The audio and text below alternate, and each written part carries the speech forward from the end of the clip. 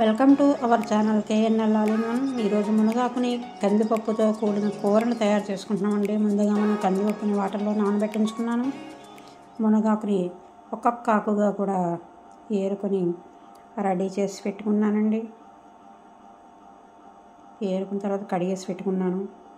ఒక కళాయిలో నూనె వేసి కొద్దిగా గుండెమినపప్పు, జీలకర్ర, వెల్లుల్లి, ఎండుమిరపకాయలు కలిపి కొద్దిగా బ్రౌన్ కలర్ వచ్చే వరకు కూడా వేసుకుంటున్నాను. అలా బ్రౌన్ కలర్ వచ్చిన తర్వాత చూసారండి ఎలా బ్రౌన్ కలర్గా వస్తున్నాయో.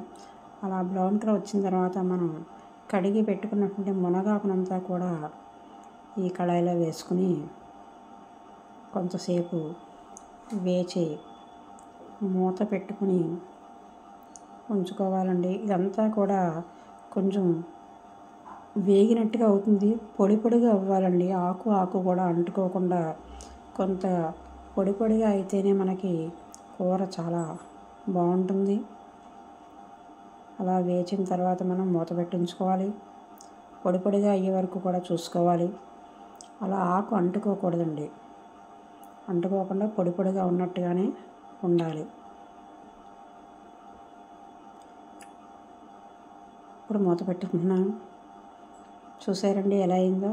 ఇలా అయిపోయిన దాంట్లో మనం నానబెట్టి ఉంచుకున్నటువంటి పప్పునంతా కూడా వాటర్లోంచి బయటికి తీసివేసి పప్పుని ఈ కళాయిలో వేసుకుంటున్నానండి. ఇది ముందుగా నానబెట్టుకోవడం వల్ల మనకి కొంచెం పొడి పొడిగానే ఉంటుంది. పప్పు కూడా మెత్తగా అవుతుందండి.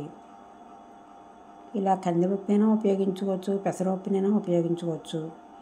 ఇలా పప్పుని వేసుకుని దీంట్లోనే దీనికి సరిపడా ఉప్పుని వేసుకుంటున్నాను. అలాగే చిన్న పసుపుని కూడా వేసుకుంటున్నానండి. పసుపు ఉండడం వల్ల కొంచెం కలర్ఫుల్గా ఉంటుంది కూర. వేసుకుని దీంట్లో కొద్దిగా వాటర్ పోసుకుని మూత పెట్టి ఉంచుకుంటున్నానండి. కూర ఎప్పుడు కూడా ఇది పొడి పొడిగానే ఉంటుందండి. గ్రేవీలా ఉండదు, పొడిగానే ఉంటుంది. ఆరోగ్యానికి కూడా చాలా మంచిదండి. ఈ మునగాకు కూరని ప్రతి ఒక్కరు కూడా ట్రై చేయండి.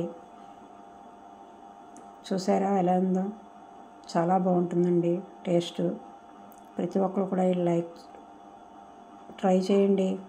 మీకు నచ్చినట్లయితే లైక్ చేయండి, షేర్ చేయండి, సబ్స్క్రైబ్ చేయండి. నమస్తే.